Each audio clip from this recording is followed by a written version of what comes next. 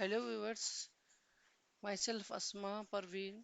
Today's my topic is decline of Buddhism in India.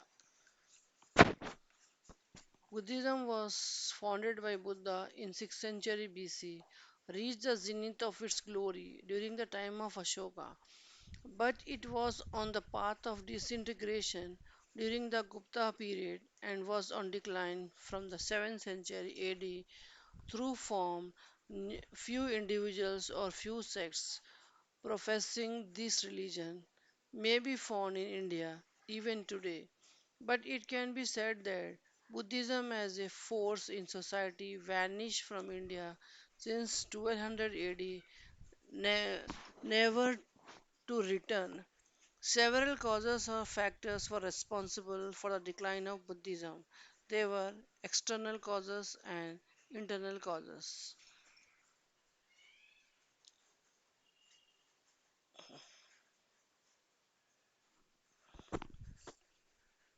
Lack of royal patronage. Lack of royal patronage was one of the potent causes for the decline of Buddhism after the Mauryas and Kushans. None of the important dynasties, both in the north as well as in the south, patronized Buddhism. Moreover,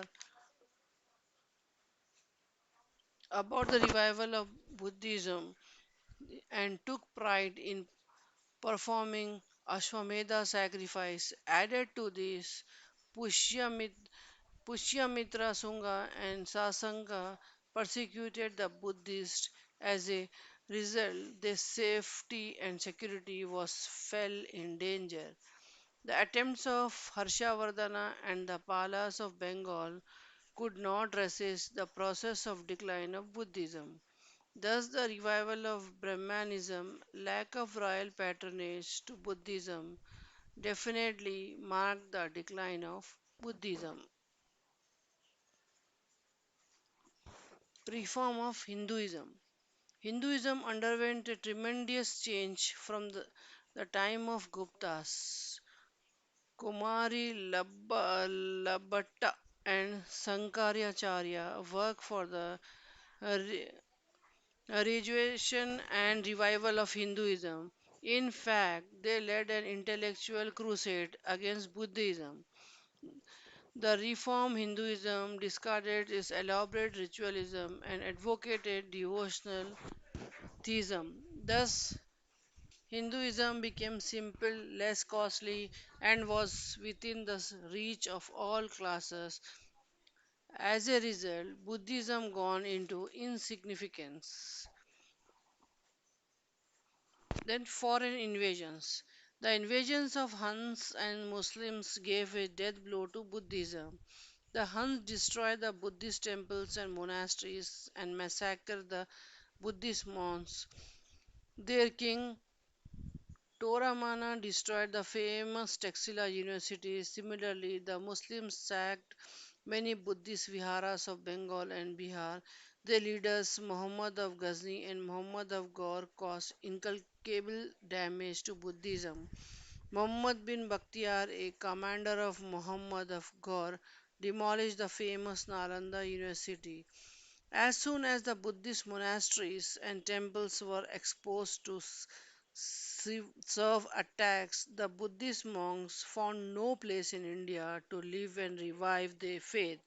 Moreover, Buddhists had no traditions of martial spirit either to resist the foreign attacks or to defend their religion. No wonder they fell an easy prey in the hands of foreigners. The next is internal causes.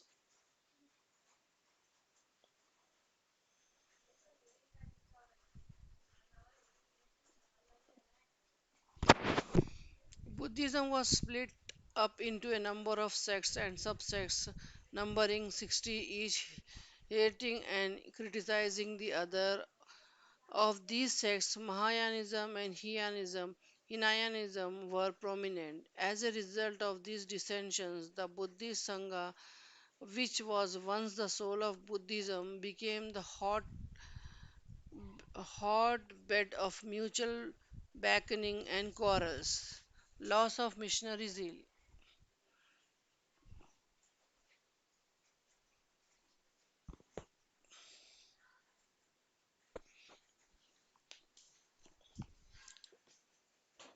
Loss of missionary zeal. As soon as the Buddhist Sangha became a place of intrigues, the monks became corrupted and gave up selfless missionary activities. Besides, they abandoned the language of the people and adapted Sanskrit, which is a language of classes. The result was a wide gulf between the Sangha and the people. Moral decay of the Sangha. As said by Professor Satyanarayana Nathiyar, the disappearance of Buddhism from the country was largely caused by its degeneracy and it was non-violently suppressed by emergent Brahminism. The moral decline of the Sangha caused great damage to Buddhism. The monks and the nuns began to lead a life of pleasure and ease. Thereby, the holy centers of piety and dharma became the homes of debauches. As a result, the monasteries, the Sangha, became the objects of contempt and Buddhists lost hold over the people. No successor or Lord Buddha. No successor to Lord Buddha. Buddha led Buddha did not appoint anybody to his successor like the Pope or Khalifa either to control the Buddhist church or to interrupt his doctrine. In the absence such a successor, the Sangha after the death of Buddha became a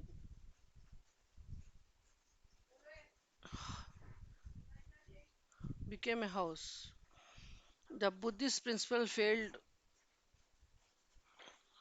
The Buddhist principle failed to give security to the people. The Buddhist principle of ahimsa killed the martial spirit of both the people and the kings. This was evident by the later Mauryan kings who failed to resist the Greeks and Sakas.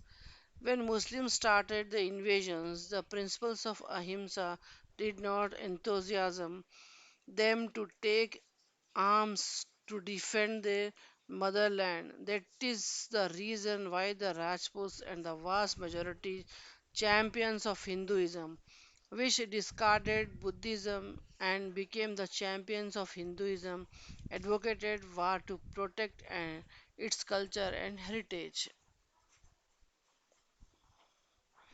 Unwanted changes in Buddhism. Buddhism, which came into existence as a revolt against Hinduism, failed to appeal the masses. As said by Dr. S. Radhakrishnan, it was a religion of classes but not masses. It was only to appeal the masses it was transformed into Mahayanism.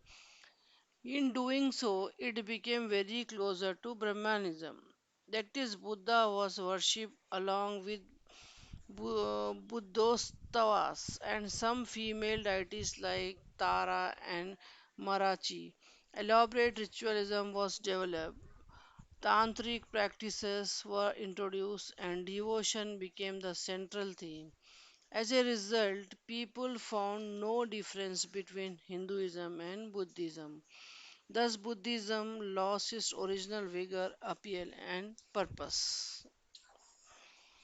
Assimilation of Buddhism into Hinduism. If at all any traces of Buddhism were left, they were non violently superseded by emergent Brahmanism. Hinduism absorbed all the best elements of Buddhism. The principles of ahimsa exercise a profound influence on Hinduism. That even today, most of the Hindus are strict vegetarians.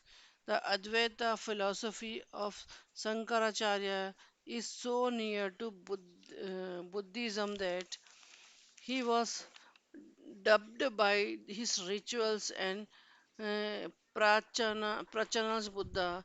Buddha is disguised. To Crow or Buddha was eh, included in the Hindu pantheon and was regarded as one of the ten in, incarnation of Vishnu. As a result of this assimilation, the decay and defeat of Buddhism was complete. Thank you for watching.